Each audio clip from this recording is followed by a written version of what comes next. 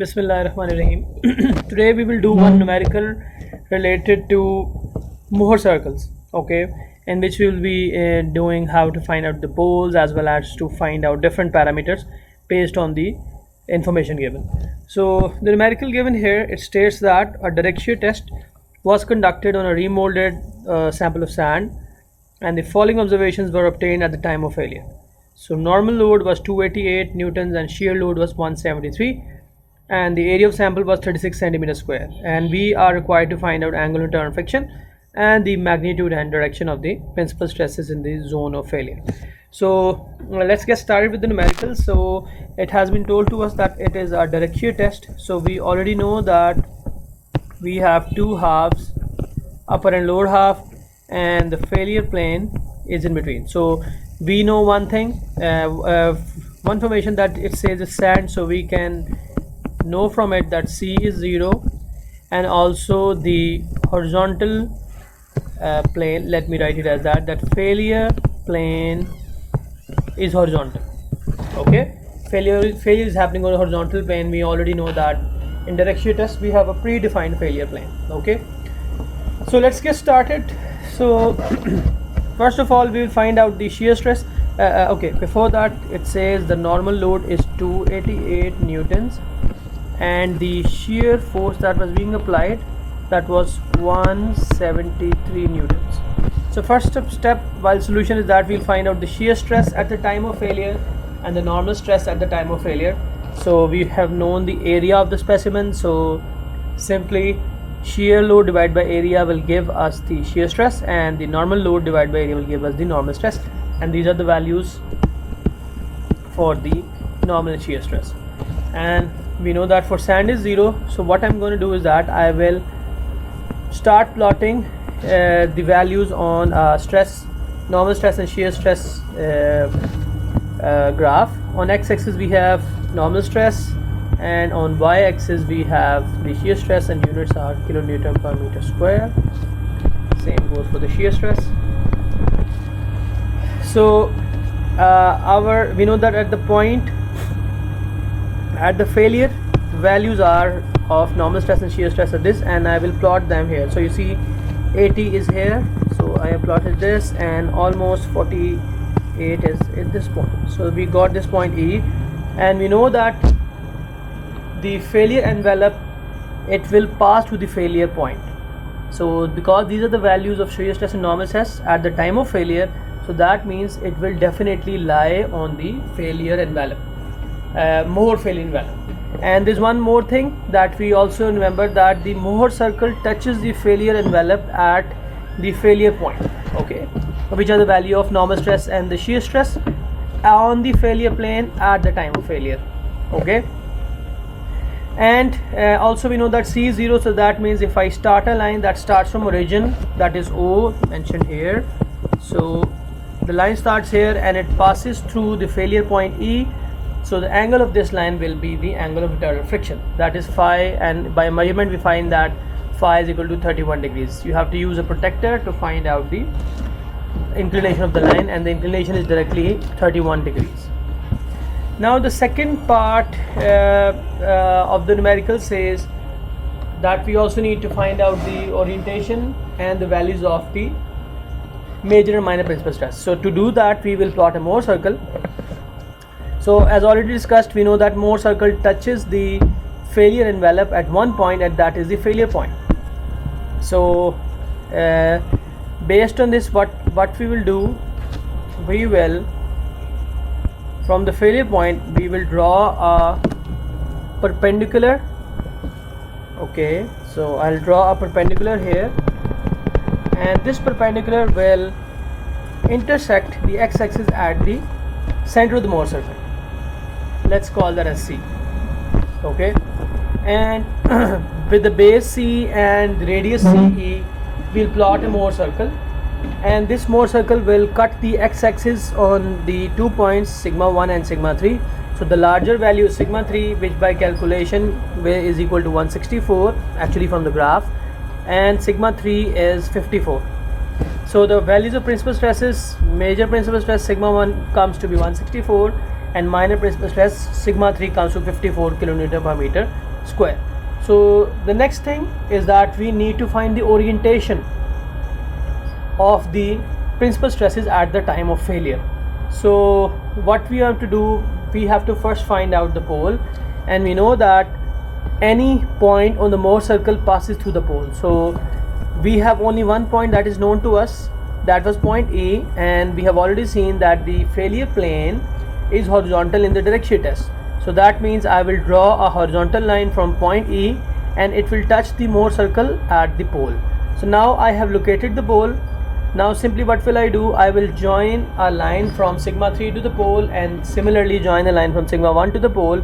So that will be the orientation of the principal planes. So just like this, I have drawn a line from sigma 3 to the pole and sigma 1 to the pole. Okay, so these are the orientation of the principal planes, and we know that stresses act perpendicular to those planes.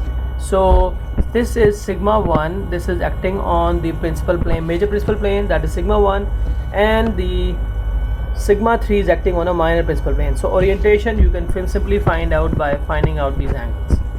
Okay, so this is how we graphically solve the numerical. Next we will do a numerical that does not involve any graphical solutions. We will use equations to solve the values.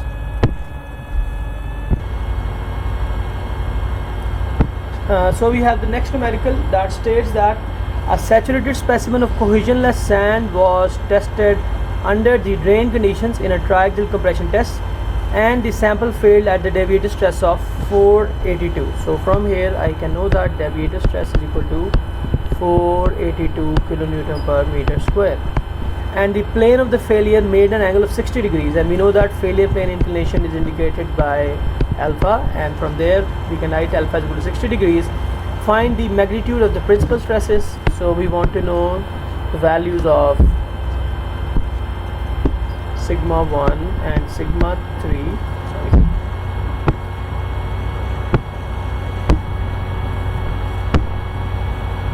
So we want to know the values of sigma 1 and sigma 3. Then it says that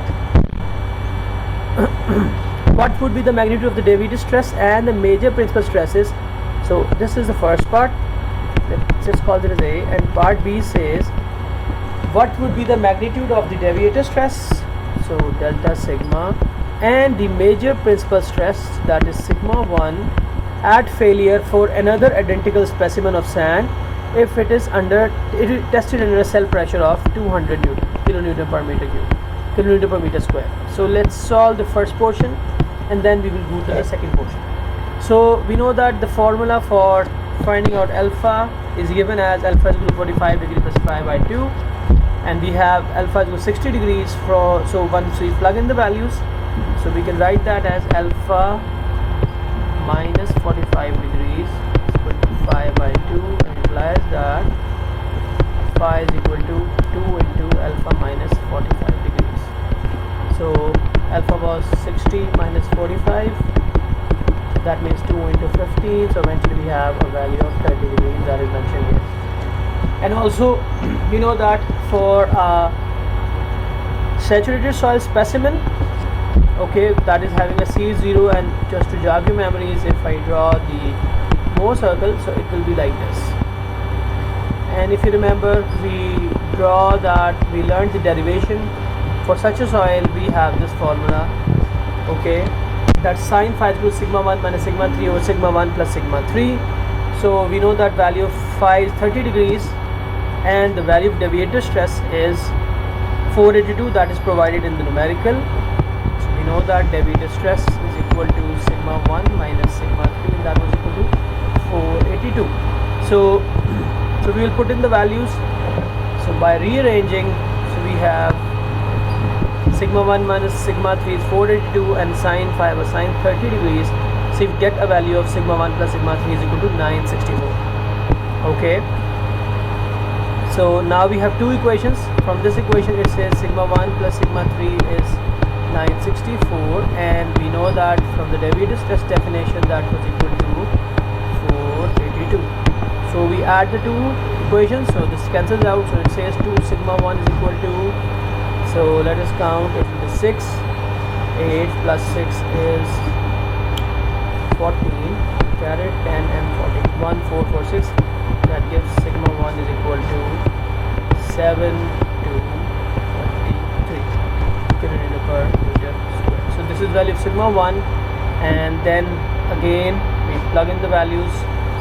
Sigma 1 minus sigma 3 is equal to 482, so that means sigma 1 minus 482 is sigma 3.